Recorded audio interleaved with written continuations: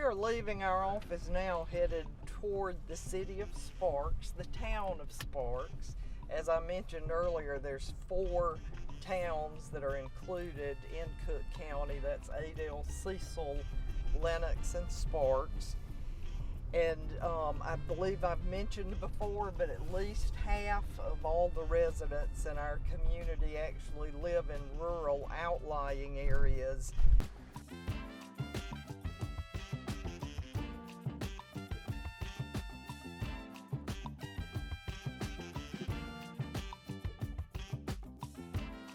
There were, several different areas that needed improvement. They needed development. With our Two Georgias initiative, we were afforded the opportunity to start working with Emory evaluation team.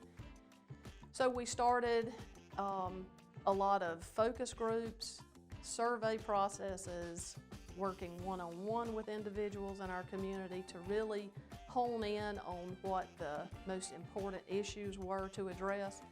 One of our first initiatives was to reach out to those people who we felt would have a voice or a possibility of bringing some sort of order to our chaotic health condition here. And so out of that work, we came up with 3 priorities, which are to improve literacy and education, to improve food access for vulnerable populations, and to improve access to more equitable health care. We have a Baby Haunted program. It's at our public school where we target in a good way, children from 6 weeks up to age 4. We provide resources for the families, books, because we are very huge in literacy. So if we can bridge those gaps with those children at that age, it'll help the test scores throughout the future in our public schools.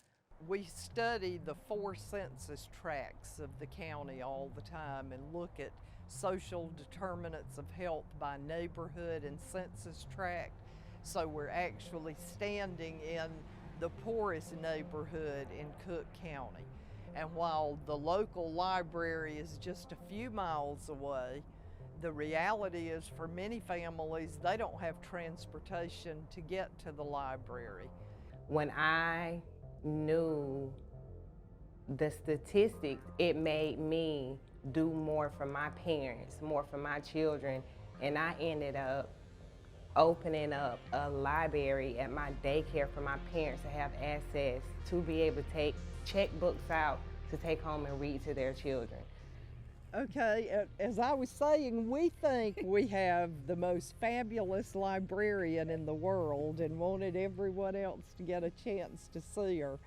Our partnership is so important with the public library, and Naisha and her team are just critical leaders in serving as our literacy and early learning partners. Well, one, as a former educator, I taught middle school for several years, I understand the importance of those literacy skills and getting children to be ready to enter kindergarten ahead instead of behind. Gosh, we've been so blessed with the Two Georgias initiative that we could focus and begin working on a local level, actually on a state level, regional levels. We've been able to pull in different partners who had maybe some access that we didn't here, in our community. At that point in time, we had one of our major health care providers, which is up in Tifton, Southwell. They had been operating an emergency room here in Cook, and they closed it. And the hospital authority, after a couple of years, decided to close the hospital as it was in the current location. And so in the meantime, this hospital was vacated. We currently have no emergency room here in Cook County. There is an emergency room with Southwell in Tifton, about 30 miles to the north. It's been a huge negative impact. I hate to say that about the county, but it is. People who now need emergency services, if an EMT is able to get to them, it's typically about a 30-minute drive to one of the surrounding county hospitals. So right away we knew that that was going to be a focus to try to somehow pull resources in to deal with emergency needs. The changes that we have seen in the community, more people are being more involved. We're able, with funding, we're able to do more for the community. You know, I think probably similar to what most communities faced, our most significant challenges were around the COVID pandemic. Yes, the one image that will stay in my memory forever, early 2020 when things were locked down tight. There was a time when everything was shut up. Everything was closed.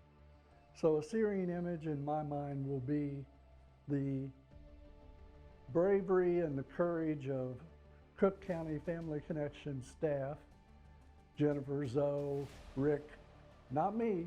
I stayed home, I shut down, I locked the doors, and I didn't go, and I didn't want to go. But they opened this place up, and they provided food distribution as a drive-through. Anybody comes, anybody gets food. People were hungry and the food pantries were closed. Our partners and volunteers stepped up and we distributed about 500,000 pounds of emergency food during the pandemic. When we started with Healthcare Georgia Foundation, the bulk of our collaborative partners, if you said to them, what does equity look like to you? Their minds would instantly go to equality, you know, if things are equal.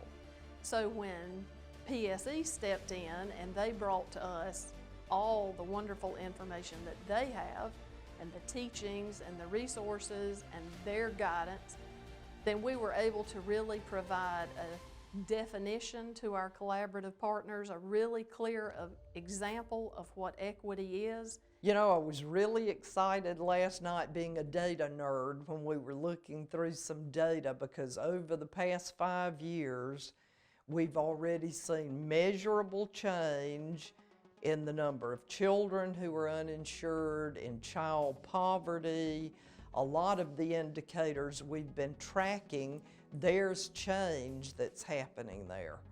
And that's always rewarding and exciting when we see those benchmark numbers begin to shift.